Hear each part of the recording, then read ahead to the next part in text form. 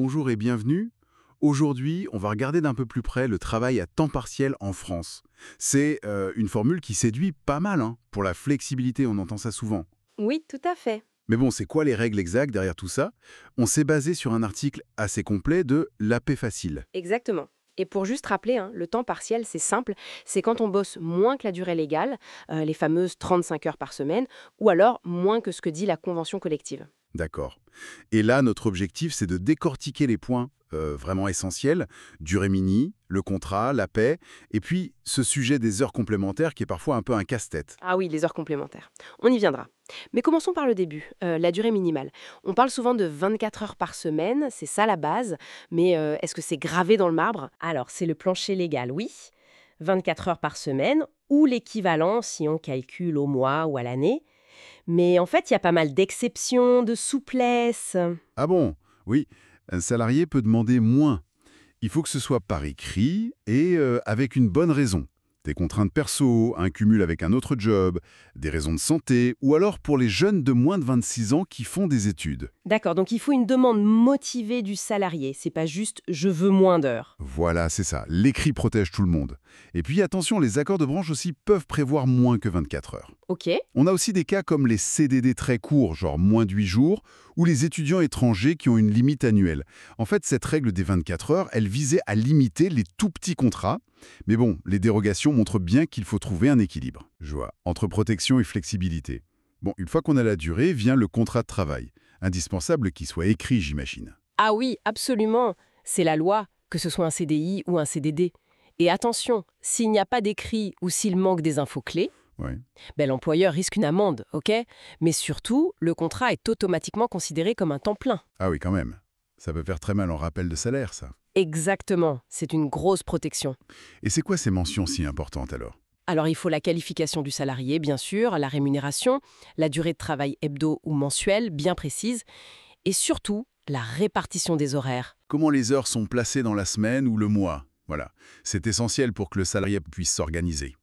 Et le contrat doit aussi dire clairement comment fonctionnent les heures complémentaires, les limites et combien elles sont payées en plus. D'accord. Et la clause d'exclusivité? On peut interdire à un temps partiel d'avoir un autre job? Ben, en principe, non. C'est interdit, sauf cas très très particulier et justifié.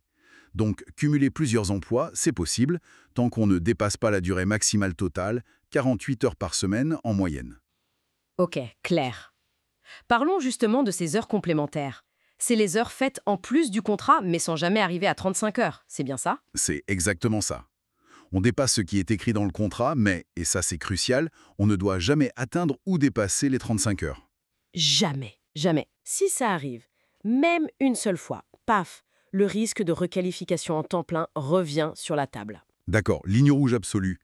Et elles sont limitées comment ces heures faux? Et payées combien? Alors la base légale, c'est qu'on peut en faire jusqu'à 10% de la durée du contrat. Pour un 20 heures, par exemple, ça fait 2 heures max. Et ces heures-là sont payées 10% de plus. Ok, plus 10%. Mais un accord de branche peut aller plus loin et autoriser jusqu'à un tiers de la durée du contrat.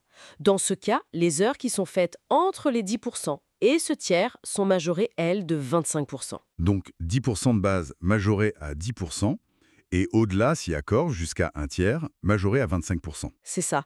Faut bien vérifier ce que dit l'accord de branche s'il y en a un. Important de ne pas confondre avec les heures supplémentaires, hein, qui concernent les temps pleins au-delà de 35 heures. Absolument. Rien à voir. Et du coup, pour la rémunération globale et les droits du salarié à temps partiel? Bah, j'imagine que c'est proportionnel. Exactement, le mot-clé c'est proportionnalité. Le taux horaire doit être au moins le SMIC horaire. L'article donne un chiffre pour 2025 autour de 11,88 € brut. Si on prend un contrat de 28 heures semaine, ça ferait dans les 1440 € bruts par mois. Logique. Et pour les autres avantages, genre congé, formation, ticket resto, Bah pareil, même droit qu'un temps plein, mais calculé au prorata du temps de travail. Droit au congé payé, accès au CPF, aux primes éventuelles, au titre restaurant. Aucune discrimination. d'accord. Il y a même une priorité pour le salarié s'il veut passer à temps plein et qu'un poste équivalent se libère dans l'entreprise. Ok. Ah, et un petit mot sur le temps partiel thérapeutique, c'est un cas spécial. Là, le salaire est en partie payé par la Sécu et on ne peut pas imposer d'heures complémentaires. Bien noté. Bon, si on essaie de résumer un peu tout ça avant de finir, Oui, on a donc une durée minimale de 24 heures, mais avec pas mal d'exceptions possibles. Un contrat écrit, super détaillé, c'est crucial pour éviter les problèmes. Absolument. Des heures complémentaires bien encadrées, avec des limites et des majorations précises, et cette fameuse barre des 35 heures à ne jamais franchir. Voilà. Et enfin, pour le salaire et les droits, c'est le principe de proportionnalité qui s'applique. C'est une excellente synthèse. On voit bien que la loi essaye de jongler entre le besoin de flexibilité des entreprises et la nécessité de protéger les salariés. Un équilibre pas toujours simple à trouver. Oui, et ça amène justement une petite réflexion pour conclure. Exactement, même si le cadre existe avec les dérogations pour des durées très courtes et ces règles sur les heures complémentaires, on peut se poser la question, est-ce que ce système garantit vraiment une sécurité économique suffisante, surtout pour ceux qui cumulent plusieurs petits contrats pour s'en sortir? Oui, voilà. Est-ce que parfois la flexibilité demandée ne finit pas par fragiliser la stabilité de ces travailleurs? C'est une question qui reste ouverte, je pense.